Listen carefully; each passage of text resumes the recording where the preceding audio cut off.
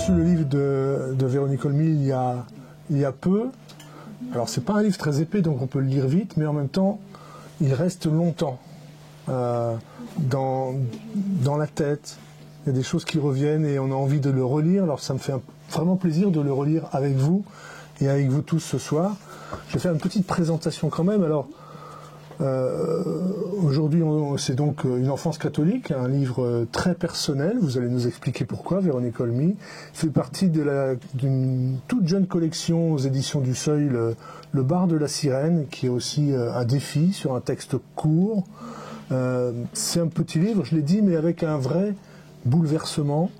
Je ne sais pas, on va en parler. Est-ce que c'est un témoignage, une confession, ou plutôt une confidence peut-être, simplement? On verra ça.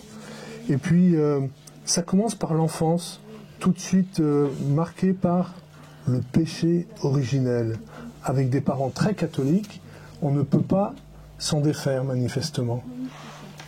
Se défaire du péché originel? Il n'y a pas que eux qui insistent, hein. Il y a un peu toute l'Église. C'est vrai que le péché originel est au cœur du livre, puisque le fil rouge du livre, qui est le fil rouge de mon enfance, c'est la mort du premier-né de mes parents, une petite fille qui s'appelait Catherine, et qui est décédée à la maternité, que donc aucun de mes frères et sœurs ni moi n'avons connu, et qui avait été seulement, je dis seulement, ça me fait mal au cœur de dire ça, qui avait été ondoyée, pas baptisée.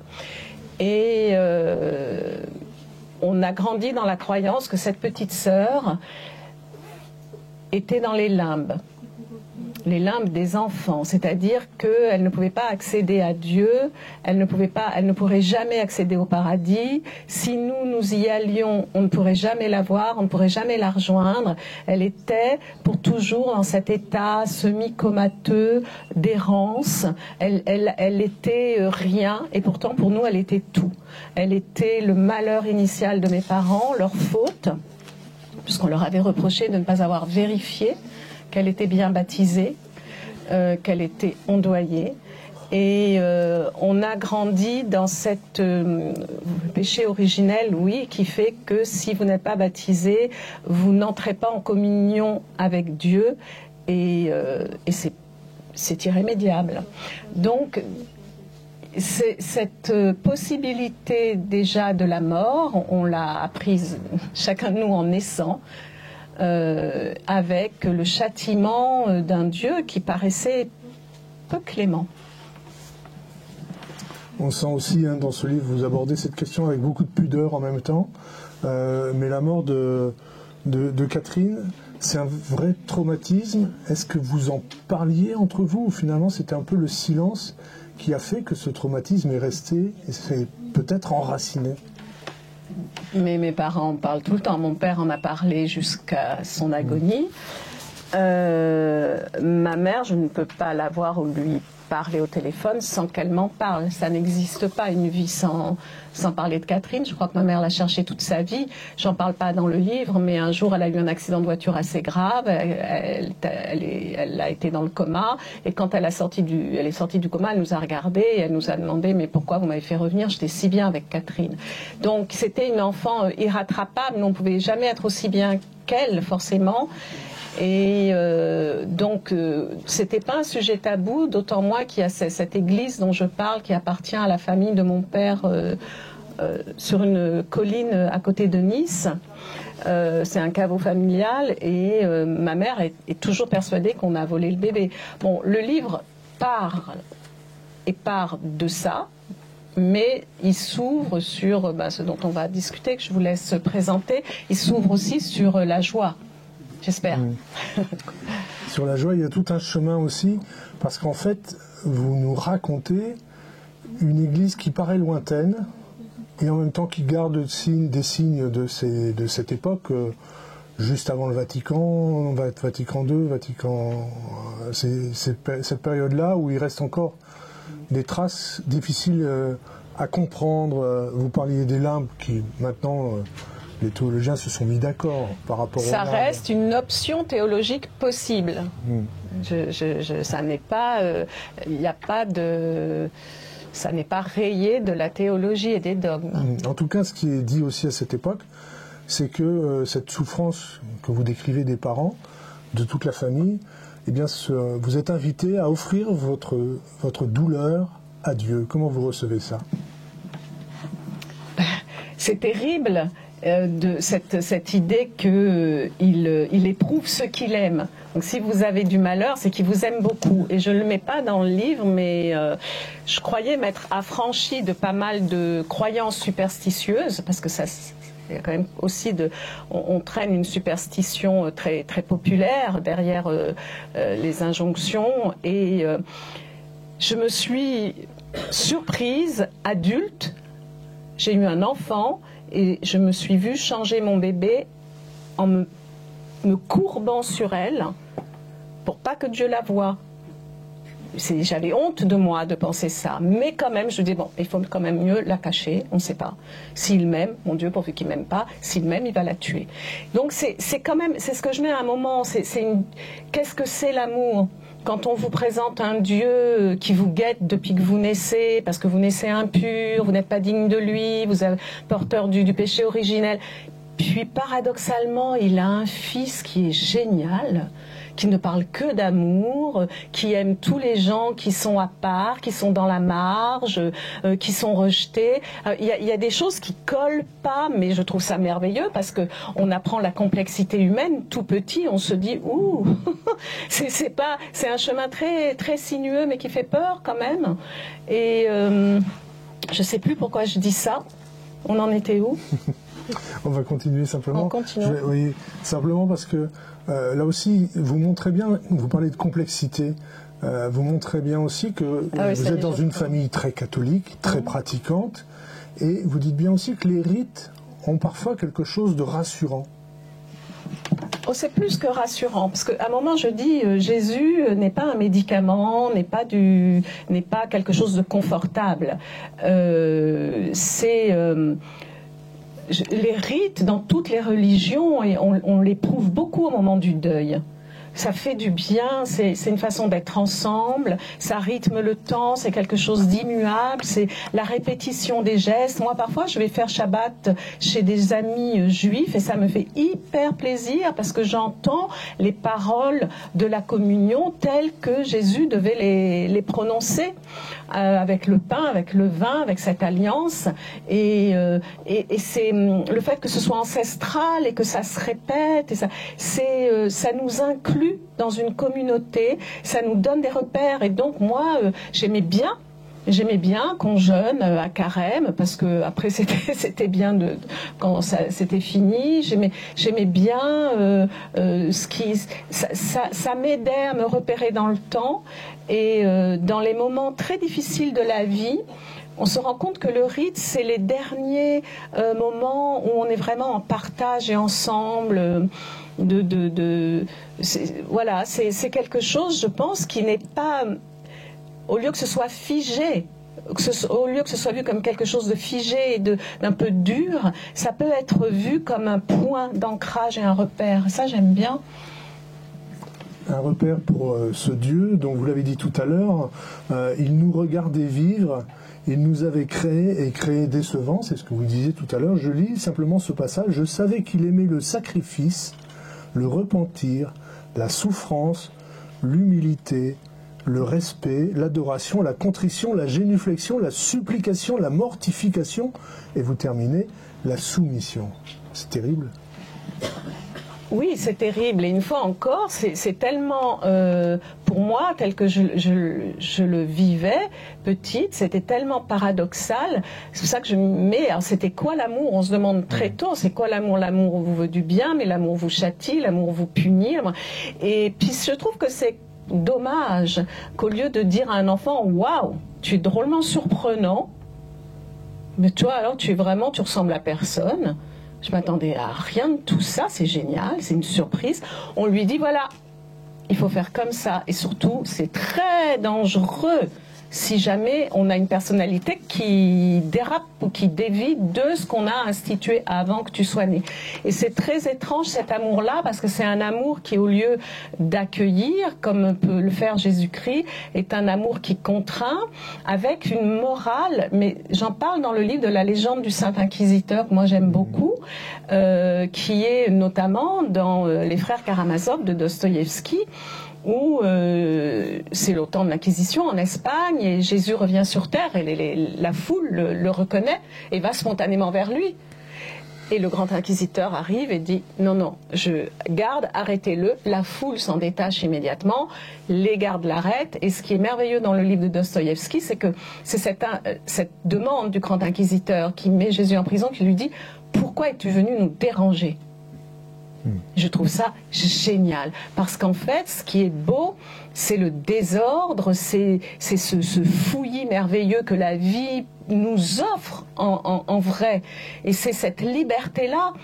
Et en fait, quand j'étais petite, c'était compliqué de me dire, voilà, il y a des règles très strictes, qui étaient souvent, mais quand même... On se disait, Dieu, il a créé l'univers qui est beau, qui est magnifique, mais aussi il te voit dans ton lit le soir, et il sait ce que tu penses, et puis il vérifie, il est tout. On se dit, c'est bizarre, il est vraiment étrange. Et donc, moi, je trouve que c'était une richesse d'être né d'abord dans cette culture, parce que c'est une vraie culture, même si je regrette vraiment qu'on ne nous enseignait pas l'Ancien Testament. Moi, je ne savais pas que Jésus était juif, et pourtant j'allais à la messe tous les dimanches, j'allais au catéchisme. Bon. Mais c'est une culture. C'est notre histoire, c'est la fondation de notre culture, c'est ce qu'on retrouve dans les arts, dans les livres. Voilà, c'est vraiment... je trouve que c'est une grande chance d'avoir été éduquée là-dedans. Mais après, il faut arriver à se sortir de la peur, de la menace, du châtiment, pour trouver la miséricorde, la joie, la liberté, le libre arbitre surtout. Du coup, à partir de quand sentez-vous cette révolte qui monte en vous ? Je crois que c'est quand on grandit, mais regardez, quand je vous explique qu'à 26 ans, je cachais mon bébé pour pas qu'on me le prenne, je me dis qu'on est quand même... voilà, il y a des superstitions qui sont tenaces, mais c'est grâce à la littérature, justement, c'est grâce à... aussi la façon dont mes parents vivaient, parce que mes parents, ils étaient à la fois un peu ringards, et tellement, mais tellement, c'était tellement de bonne volonté. Ils avaient vraiment cette croyance que si chacun de nous suivait les 10 commandements, on allait y arriver, la vie allait être belle. Ils faisaient de leur mieux, et cette bonne volonté-là, cette ouverture aux autres, la porte toujours ouverte, on n'avait pas un radis, mais à Noël, on n'avait pas de cadeaux, mais on faisait des cadeaux pour des petits-enfants qui soi-disant en avaient besoin, après on se rendait compte que pas forcément. Mais toutes les erreurs magnifiques qu'ils ont faites, elles m'ont enseigné beaucoup. Donc, je remercie cette éducation-là, et en même temps, je m'en suis sortie pour quitter la religion et accéder à la foi par leur exemple un peu, et puis la littérature surtout la littérature. La littérature, on y reviendra bien évidemment. Simplement, dans cette vie qui est soumise à des règles très précises, il y a la confession, et ça c'est un os aussi, c'est quelque chose qui passe pas. Moi, je ne la prenais pas au sérieux. Quand on lit les livres de John Fante, tous ces auteurs-là, on voit bien que la confession, ou qu'on voit les films de Fellini, enfin, c'est des gens qui ont eu des enfances un peu avant la mienne, mais enfin, c'était à peu près pareil. C'est-à-dire, on va se confesser comme ça, après, on peut recommencer. Moi, j'ai jamais pris ça très au sérieux. Ça m'a toujours paru suspect. Parce qu'il y avait une confession, c'est-à-dire c'était dans le confessionnal avec la grille, et puis les questions étaient toujours les mêmes, je voyais bien, on avait tous les mêmes questions, enfin je dis toutes plutôt, parce que c'était pas mixte, et je voyais bien, alors aux petits garçons, Je sais qu'on demandait toujours « est-ce que tu te touches ?» Le soir, on demandait ça jamais aux petites filles parce qu'on pensait que les petites filles, elles étaient avec un corps étrange, qui était un corps qui n'avait pas de désir, voilà, il y avait que les garçons qui étaient entiers en fait à tous les étages. Nous, non. Donc on ne nous demandait pas à nous. Je voyais bien ce qu'on demandait à tout le monde. Ça me paraissait étrange. Est-ce que tu as pris des sous dans le porte-monnaie de ta mère? Je me disais, ben ça, alors quelle drôle d'idée. Est-ce que tu as menti à ton père? Alors je disais pareil. Et je disais pas ma vraie faute. Ma vraie faute, mon péché mortel, la hantise, et le mot n'est pas trop fort, de toute ma jeunesse, c'était la masturbation.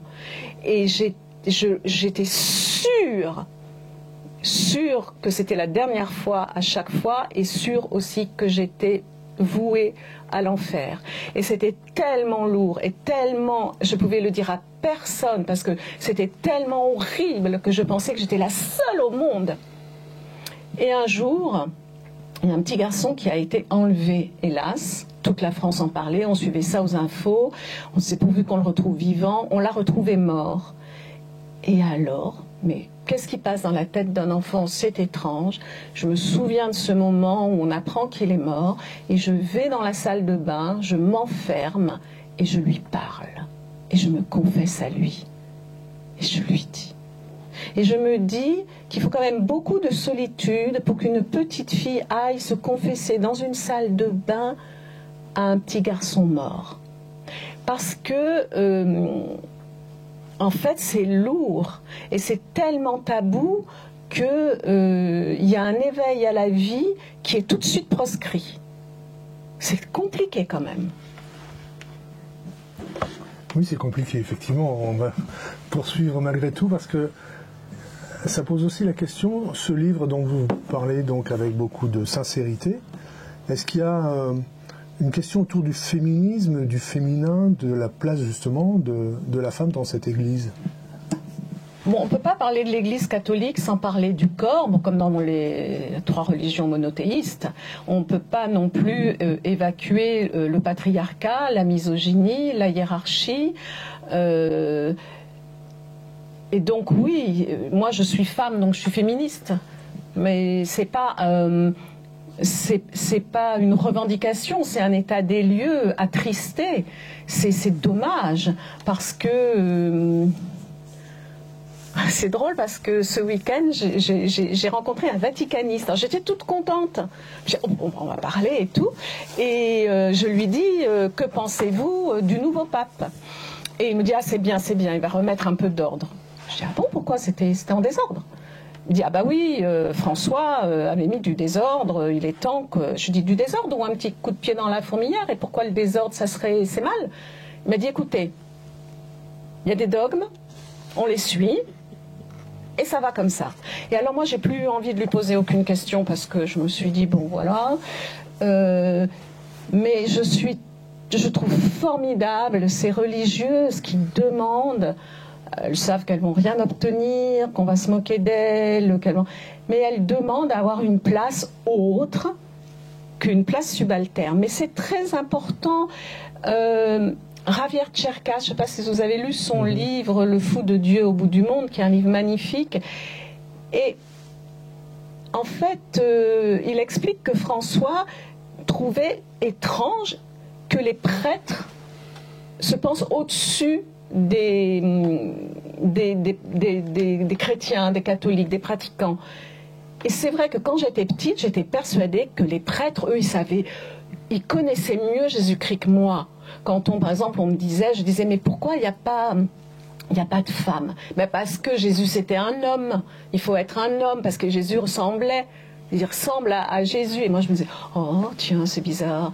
Parce que quand même, dans les jolies images, dans les tableaux, dans les films, moi je le trouvais beaucoup plus attirant que les prêtres à Aix-en-Provence dans les années 60. Mais je me disais, eux, ils savent, ils lui ressemblent. Et c'est très ancré, ça. C'est-à-dire que, est-ce que moi, dans mon cœur d'enfant, quand je vais me confesser dans la salle de bain, est-ce que je ne suis pas plus proche de Jésus-Christ que celui qui condamne et qui pense qu'il est au-dessus? Et c'est vrai que les scandales dans la Croix, et on en a déjà parlé, parce que j'ai collaboré à votre journal pendant plus d'1 an, ce scandale de la pédophilie dans l'Église, elle veut dire ça aussi. La pédophilie est répandue partout où il y a du pouvoir. On le sait.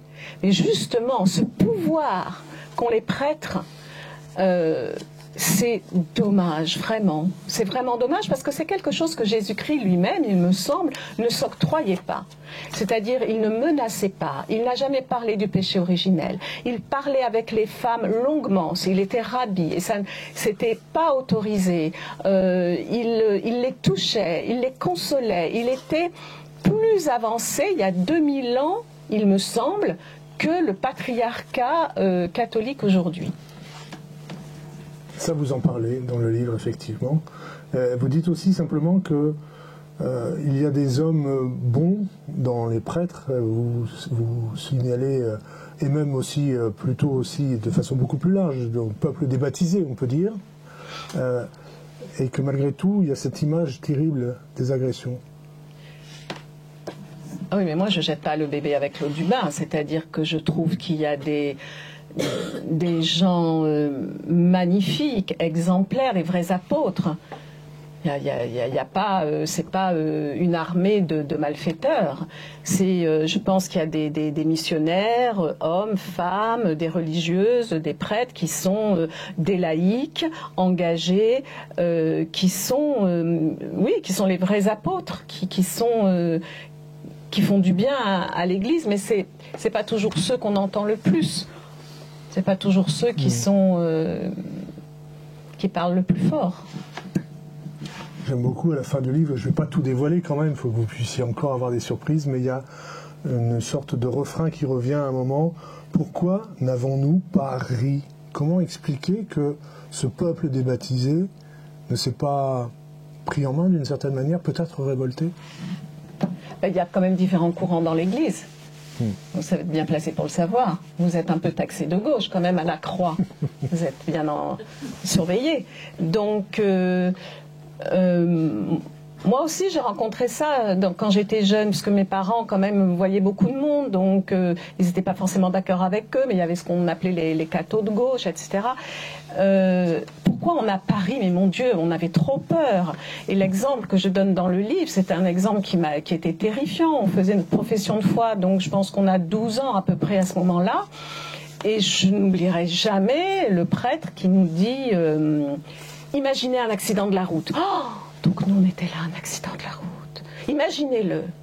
Vous approchez. Oh, mon Dieu. Vous avez peur. Les gens sont en train de mourir dans la voiture. Eh bien, vous pouvez les sauver. Si vous ouvrez le capot de la voiture, alors là déjà, moi je pensais, oh, vous prenez l'eau du réchauffeur, là, comment on dit? Du radiateur. Moteur, du radiateur, et vous baptisez, alors mon Dieu, je ne vais pas savoir le faire, et vous baptisez les gens qui sont en train de mourir et vous les sauvez.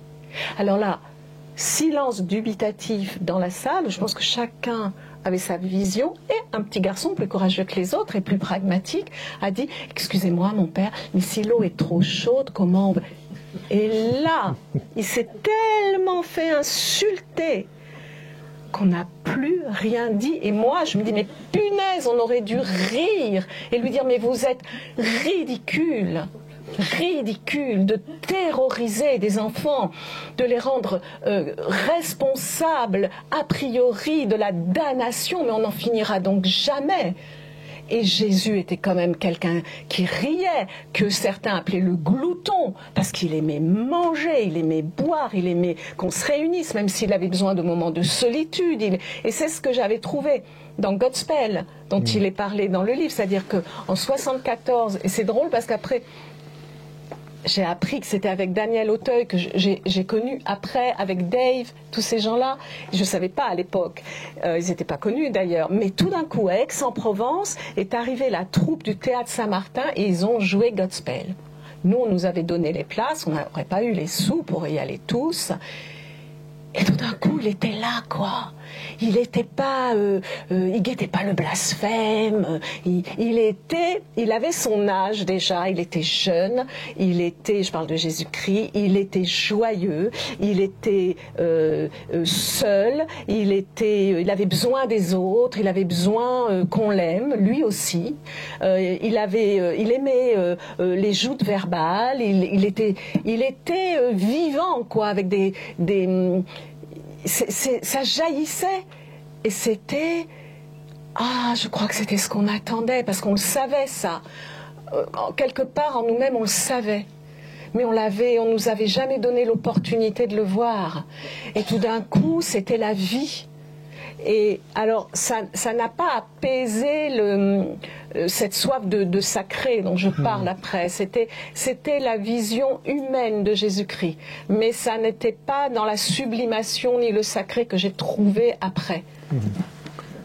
Parce que vous dites bien, c'est quand même Jésus plus que Dieu. Il est Dieu. Donc... c'est une réponse un peu jésuite, hein, mais... Voilà. Mais pour moi, rien n'est résolu.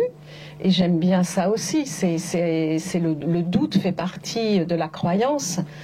Et il y a des fulgurances comme ça, des fois. On a l'impression, il y a des... Mais par exemple... C'est tellement beau la Terre. On pourrait dire, bon voilà, c'est très grand. Il y a des endroits qui sont loupés, il ne faut pas y aller. Mais il y a des endroits qui sont... C'est bien, hein, il y a des montagnes, il y a la mer, il y a la campagne, c'est grandiose. Il y a les étoiles, la lune. Bon, il y a des bouts complètement... Il ne faut pas y mettre les pieds, c'est raté. Non, pas du tout. Tout est beau. Tout est inimaginablement beau, fait pour nous. Mais l'inclination des astres les uns par rapport aux autres, c'est calculé de façon parfaite. Alors on se dit, je ne sais pas comment c'est possible, mais en tout cas ça a été rendu possible. Et ça, on l'appelle comme on veut. Mais on devrait, alors soit comme Alain Souchon dire pardon, ou merci, ou les deux à la fois, mais... Quel cadeau en vrai. Et ça, je l'ai ressenti chez les moines de Tamier, où on était allés en vacances.